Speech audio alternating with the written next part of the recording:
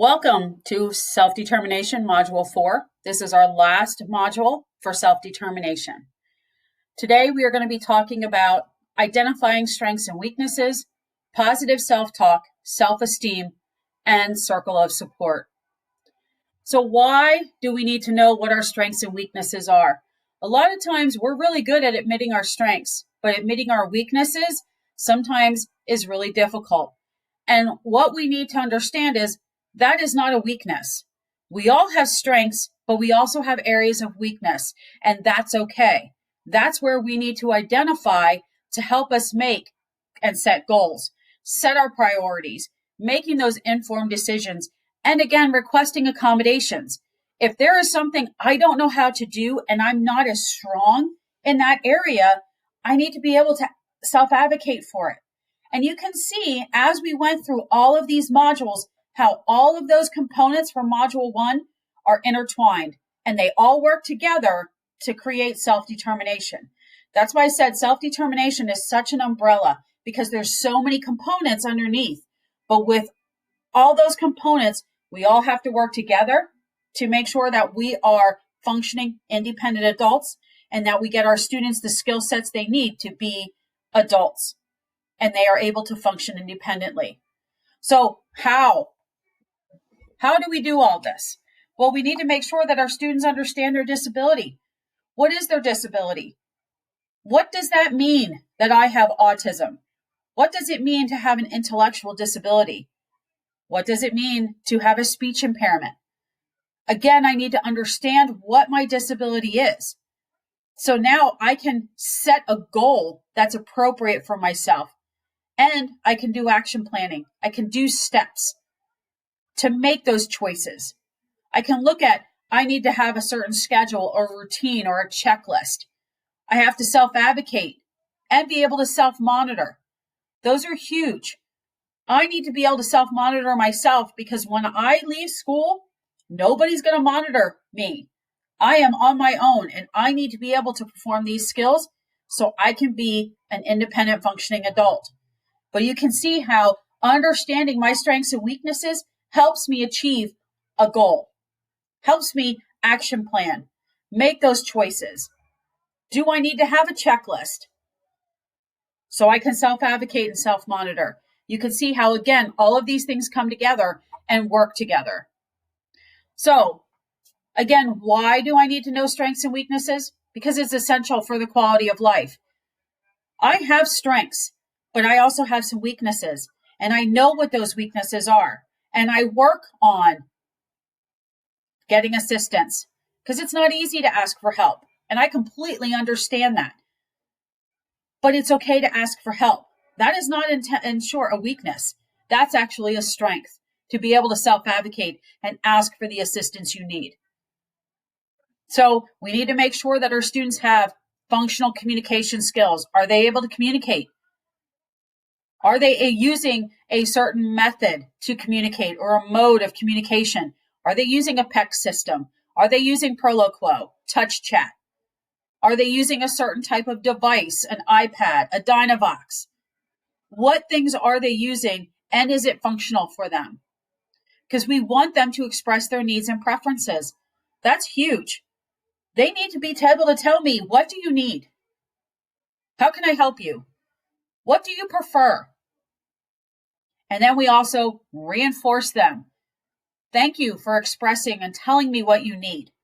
I really appreciate you coming to me and talking to me about what preferences, what accommodations do you need to perform this job? Again, we've reinforced them for knowing what their strengths and weaknesses are. We've reinforced them for self-advocating. We've reinforced them for self-monitoring. We need to make sure we provide that reinforcement. Positive self-talk. According to the researchers and psychologists, in the process of talking to ourselves, whether they are good or bad comments, human beings have a tendency to absorb those inner dialogues and act on them. The inner thoughts will affect a person's outer self and what he or she believes he can do or not do. Positive self-talk is huge. And I know personally, I can talk myself down very quickly. I pick out faults of myself and I put myself down. And instead of saying, I can do this, it's I'm never going to reach this goal. I'm never going to do what I need to do. And it's always something negative, especially when there is a certain weakness that I know I have, which is difficult for me to accept and difficult for me to be able to share with other people. Think about some of your students. How many of your students do the same thing? I can't do this. This is too hard for me. You do it for me. I'm never going to be able to go to school. I'm never going to be able to get a job. We hear a lot of negative talk from our kiddos, and we really need to focus on how do I change that to a more positive self-talk. So what are some things we can do? Give the students positive words and statements. Maybe use a social story about themselves. Remind them of the things that they do really well and how they achieved certain goals. So we can say, you've achieved this. This was so difficult for you and you made it. So now let's focus on this goal. I know you can do it. Have them repeat it. I can do this. I am going to reach my goal. And we help the students monitor their self-talk. If we hear them saying something negative about themselves, how do we change that statement? How do we make it a more positive statement? Again, that's why it's so important when we help our students set a goal, we set goals that are manageable.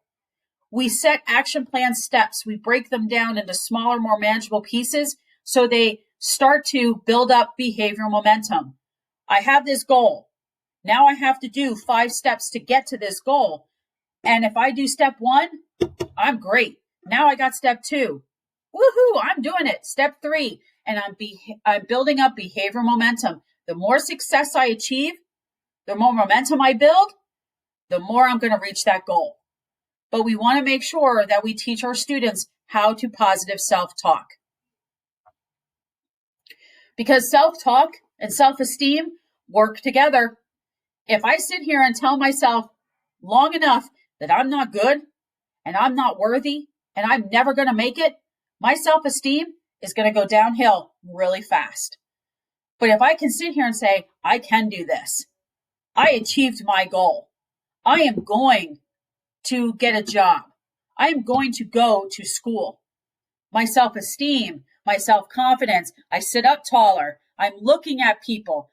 I have a smile on my face more. But self-esteem is a huge, major key to be successful in life. The development of a positive self-concept or healthy self-esteem is extremely important to the happiness and success of children and teenagers. It is difficult. Life is difficult. We all have faced different challenges. They come in a variety of ways. But we have to be positive to say, I'm going to get through this. I'm going to do what I need to do. I can achieve. I can be successful. Again, positive self-talk helps building my positive self-esteem, helping me to be successful as an adult. If I have low self-esteem, I'm going to avoid trying anything new. I'm going to be more introverted. So I'm going to feel that I am not wanted in any situation. I'm going to blame others constantly for my problems, for not reaching my goal. I'm going to feel very different from others. And I'm not going to be able to tolerate any normal level of frustration. I might put down my own talents. And I'm also easily influenced by negativity and negative situations. So again, if I have low self-esteem, I am going to continue to be on this downhill spiral. And I'm not going to reach my goal. And I'm not going to be able to be a functioning, independent adult. If I have positive self-esteem, I'm going to be very independent. I'm going to assume that responsibility. I'm going to be the take charge type of person. I can tolerate that frustration because I know I'm going to overcome. I know that I need to be flexible and I'm going to adapt and I'm going to move on. I'm going to attempt new tasks, and I'm going to attempt those challenges because I know I can do it. I'm going to handle different situations and different emotions. I'm going to assist with assistance to others. I want to make sure that I'm the one that's being successful. I am being positive. I can do.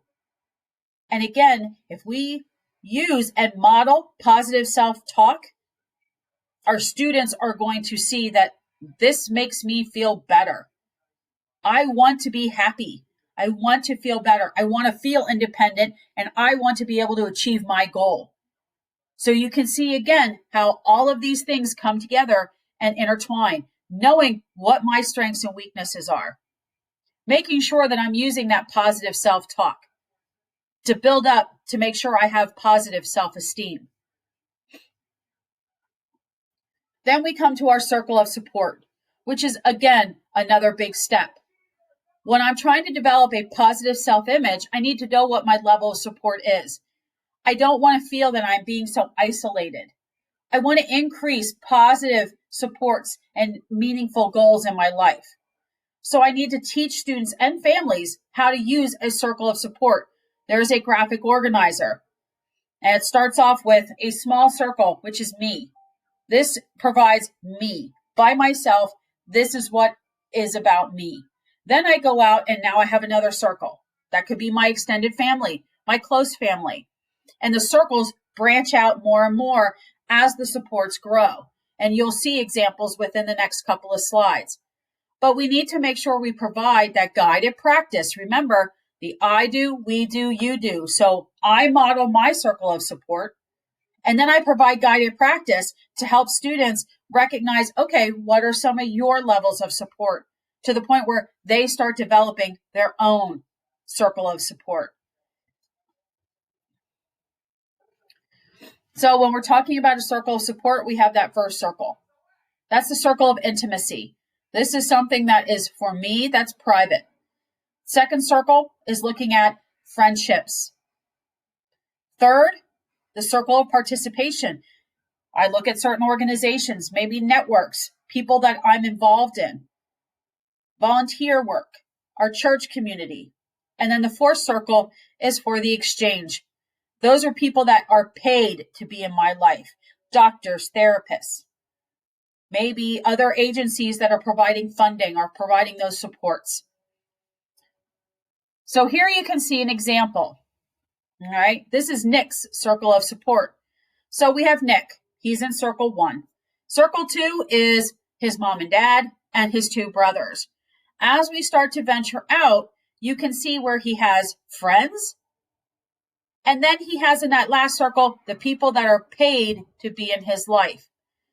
This is his circle of support. This is, he knows too, boundaries.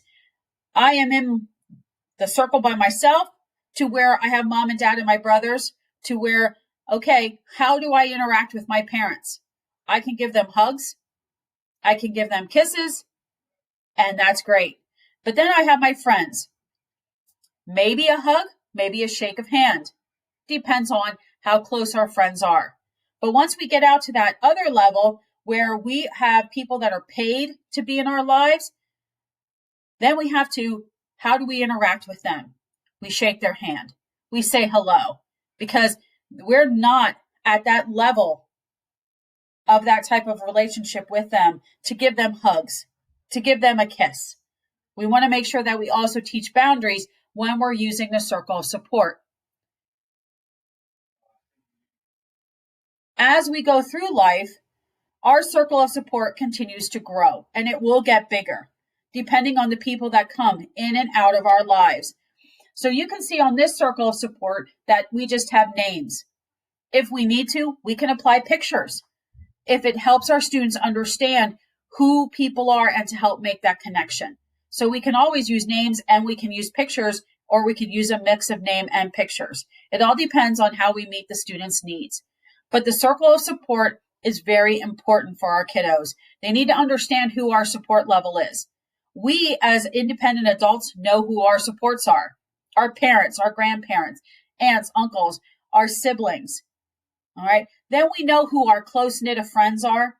We have very close friends that maybe we see on a regular basis, to maybe friends that we don't see on a regular basis, to the people that are on that outer circle, our doctors, our teachers, maybe coworkers, employers. Those are our people that are in our lives for certain reasons. So again, we have to learn what our circle support is. And again, this helps teach for boundaries as well. So we have finished the fourth and final module of self-determination. Paraprofessionals, you are going to go on to show what you know. And the code word for show what you know is summer. SUMMER. And that is all lowercase. So your code word is summer.